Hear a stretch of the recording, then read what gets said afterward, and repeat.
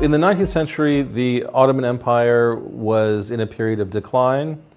In World War I, it allied itself with Germany and ended up losing that war. As a consequence, the capital of the Ottoman Empire, Istanbul, was occupied by the victorious European powers, Britain and France, and part of that occupation was to enforce the division of former Ottoman territories, in a sense, as the spoils of war.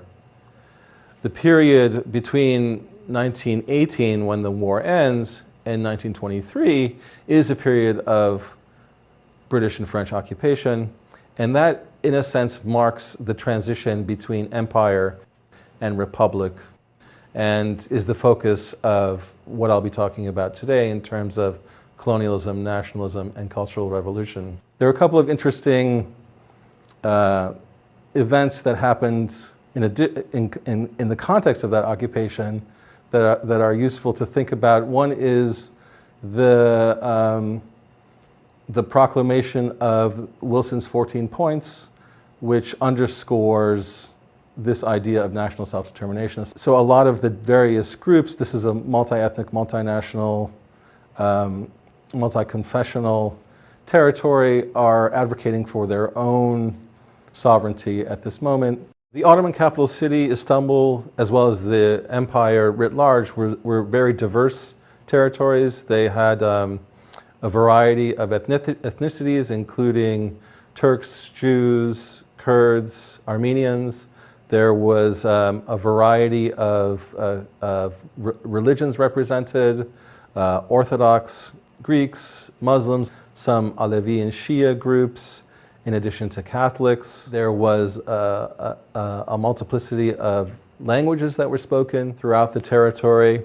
The colonial powers, essentially Britain and France, are a little bit more interested in establishing their own spheres of influence in the region. And because of this kind of contestation between local nationalism and a more colonial vision, there is a compromise solution about how governance might happen in the region, and that is through something called the Mandate. And the Mandate is articulated in the League of Nations Covenant around this time in 1920. The idea of the Mandate is sort of a concept in international law whereby new states would be guided by established, in this case, European colonial states for a period of time until they could establish themselves in the modern world. The Mandate is essentially an idea that negotiates between nationalism and colonialism. It's meant to both acknowledge the aims of more established powers as well as the desire for sovereignty of these new nation states. The issue with the Mandate is that it doesn't specify any endpoint. So the modern Middle East is established really through the concept of mandates largely given to Britain and France. In the case of Turkey, there was an armed resistance to this British and French colonial presence, which led to further negotiations about the borders of modern Turkey.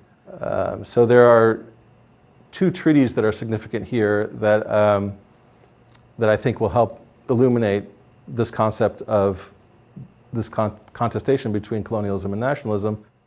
The Treaty of Sèvres in 1920 divides the Ottoman Empire into a series of nation states, including independent nation states for the Kurds, that is at Kurdistan, as well as a larger state for Armenia.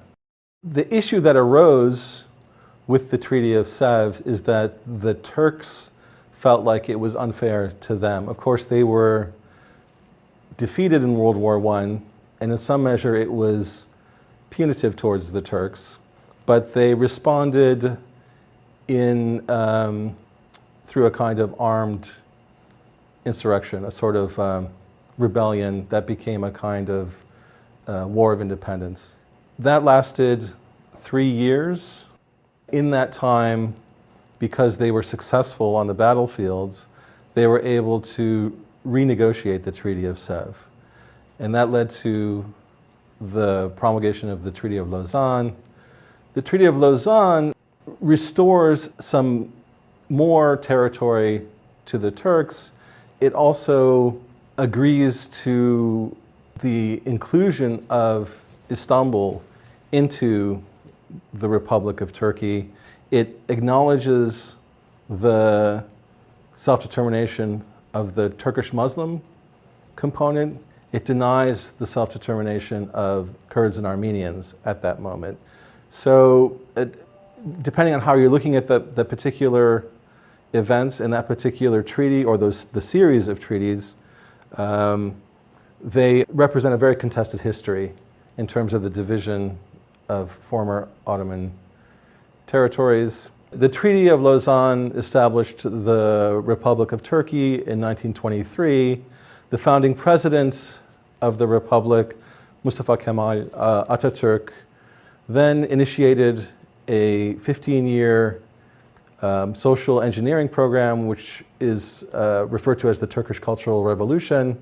One of the first things he did was to move the capital city from Istanbul to Ankara as part of this secularizing and nationalizing program.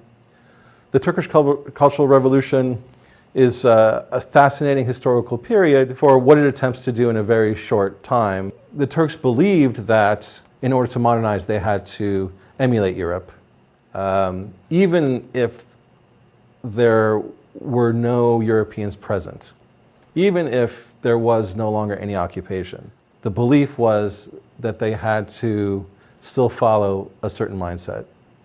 And that's really what informs the Turkish Cultural Revolution.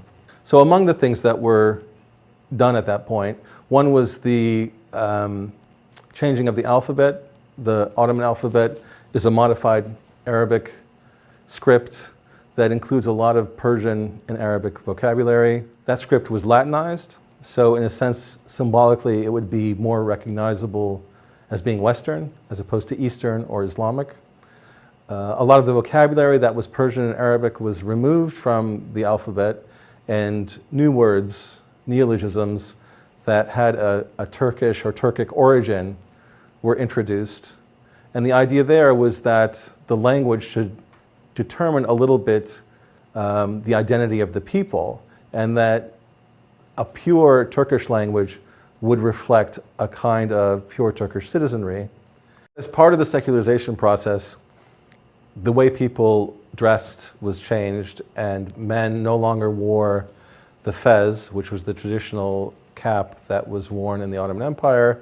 Women no longer veiled, but appeared in public without any head covering as part of this push to look and perform modernity. Another example of secularization would be the changes that happened to some monuments, including the Hagia Sophia, which is a famous Byzantine church, and during the Ottoman era was used as a mosque for centuries. In the 1930s, that very historic, important building was turned into a museum in a sense to secularize the space and to indicate the separation between religion or contestations of religion and secular modern life. And the decisions are all top-down. They're never made with a kind of popular support or any kind of referendum. They are decided at a very elite level for the good of the people, and some scholars would say despite the will of the people. And that's what makes that controversial. So even though the British and French occupied the capital city, there's a way in which after they left, they were considered, on one hand, the enemy. On the other hand, they were still considered the model to follow in terms of modernization. And it's that logic that informed the Turkish Cultural Revolution. And it's a bit of a paradox, in a sense, to consider Europe the enemy and the model. But in the case of Turkey, it makes a lot of sense, and it informs this particular historical moment.